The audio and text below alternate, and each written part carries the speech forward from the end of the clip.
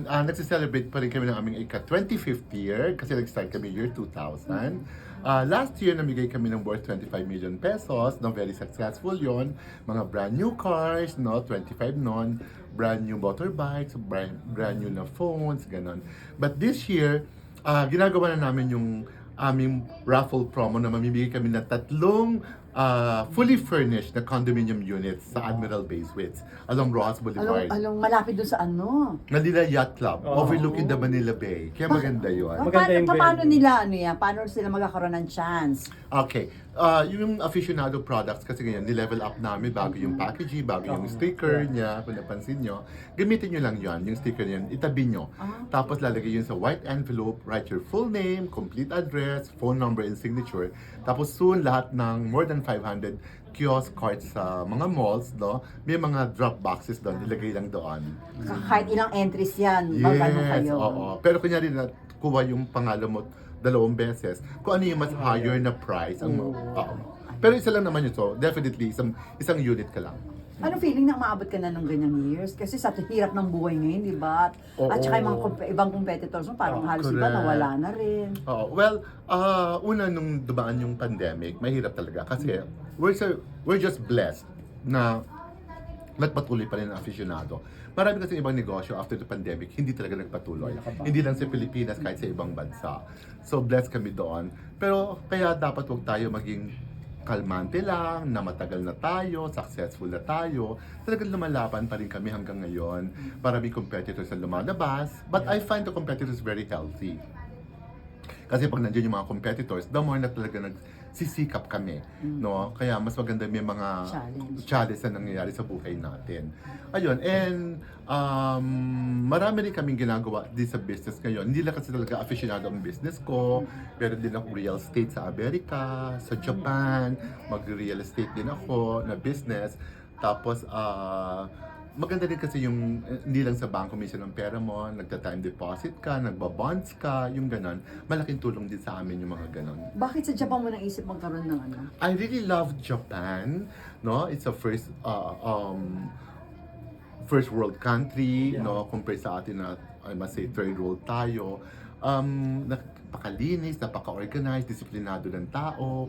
Ganun. Ako nagda-drive ako sa Japan, nakabili ako ng bahay, bumili ako ng bagong 2 brand new na BMW na electric vehicles kasi I'm into electric.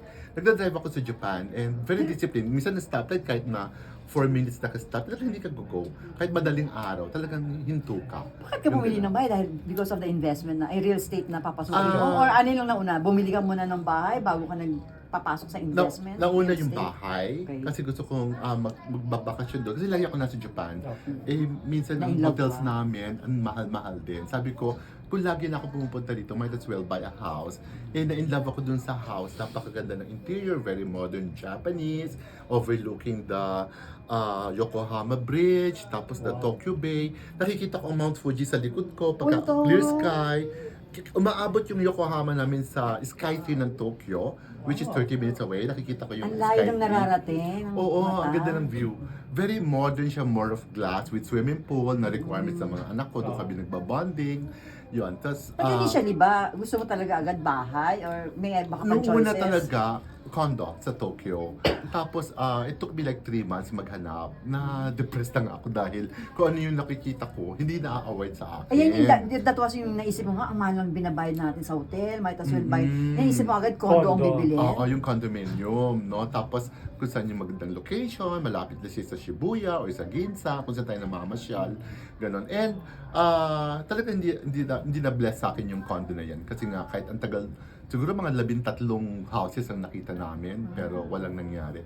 Hanggang finally, nung umuwi na ako ng Pilipinas, nakita ko sa YouTube ito, sa Tokyo Portfolio. Sa YouTube mo pa nakita, ah? Oo, so sabi ko, it's a God's will pala. Ito pala bibigay sa akin ng Diyos na talagang bahit lupa, na napakaganda. Ano, in-approach mo yung sa YouTube? I-research mo yung Tinawagan ko course? siya, tapos sumagot naman. Hindi siya Nagsabi ko, ahente? broker siya. Na he's American, but matagal na siya sa Japan. Mga 8 years na siya doon nagbe-business. Nasa real estate din siya. Ayun, so, ayun, ang ganda ng bahay. I hope makita nyo, no? Whenever you're in Japan, just call me, no? Pwede tayong Gano'n siya makapunta. kalaki? It's a parang 5-story or 4-story house Wow. siya. Kasi ang tawag sa kanila parang mid yung ano niya. Hindi ba usually yung mga level ng bahay pantay-pantay na gano'n? Siya parang gano'n. Hindi siya Okay. mid-section, mid ang kanyang ano. Ganun na siya nung binili mo, Sir Joel. Oo, ang ganda. Tapos inayos mo na lang yung sa loob. More of the interior lang. Kasi ang ganda sa kanya, kaya siya mahal din, no? Dahil yung mga gamit niya, imported. From Germany, from Italy. So fully furnished. Not Hindi fully naman. furnished. May Kasi mga- bumili pa rin ako ng mga kasangkapan. Oo. Pero yung nandun na. Oh, hindi like na. yung kanyang dining table, naka-built-in na siya. Ganun kakapal yung kanyang Hindi wood. ganyan. Tapos alam mo sabi, nasa 1,200 na daw yung tree na yon, yung kinuha nila yung wood. Ang ganda. Maganda yung story din ng bahay. Yun. Yun pala, mahal na eh. Istorya Mahal pa lang, pala. ano? So, pwede ba yan? More or less, billion na to. It's a 4 million US dollars. Sinip lang. Ay, Ang halaga. billions. Oo. Eh, pero pang ilang bahay mo na to? 1, 2, 3, 4. Which, ano yung mga four na yun? Isa Three. sa bahay May candidate. sa Manila, Yes, siya sa to Milagros, sa Baguio, no, tapos sa Canyon Wood, sa Tagaytay, yun, tapos ito sa Japan. Dati meron akong bahay na dalawa sa California. Nung binenta ko yun, doon ako nagtayo na ng buildings. Nag-real estate ako sa Amerika, sa California. Tapos marami ka pang condo, di ba? Yun na marami. I have like mga 32 yata. Dito sa Manila, all over. Ah, sa Manila. Sa Manila lang yan. Mm. Oo. Kaya Sino nakatira pinamimigay ko na dyan? yung tatlo. Kaya pamimigay mo na, Sir Joel. What about yung, sabi ko yung sa Tagaytay ba yan? Nabenta na ba yan? Ano, malaki yung sa Tagaytay. Usually, ano yun, 3 lands lang dati. 665 square meters. Ngayon, 6 na. Lumaki. Oo, kaya parang nasa 4,000 square meters na siya ngayon. So, Ang laki-laki niya. nandun pa din siya. Andun siya. Akala ko hindi mo na Nagpatayo siya... ko ng mas malaking swimming pool. Talaga? Yung dati kong swimming pool, ginawa ko siyang fountain. Yung nasa ngayon- Bukana. Oo, ngayon may malaking swimming pool na may, malaki na may Sa likod, slide, sa likod din. diving board, kabilang side. Para yung humaba siya ganun. Lalong lumaki. Kasi Lumaki siya. bibenta mo ba siya, Sir Joel? Hindi kasi, hindi mo tinatanong ko sa mga anak ko kung bibenta nila o anong Ang plan ganda nila. nun eh. Siguro baka hindi din, baka i-enjoy din nila yun. Yung bahay. So, wala ka ng bahay sa States. Sa States wala na, it's real estate, ano na, buildings na. Why? Hindi ako, malayo kasi ang LA din sa akin, 13 hours, 12 hours ang biyahe. Unlike Japan, 3.5, 4 hours, andun ka na. Hindi siya lang. Mabilis. Mas mura pa ang pamasahe.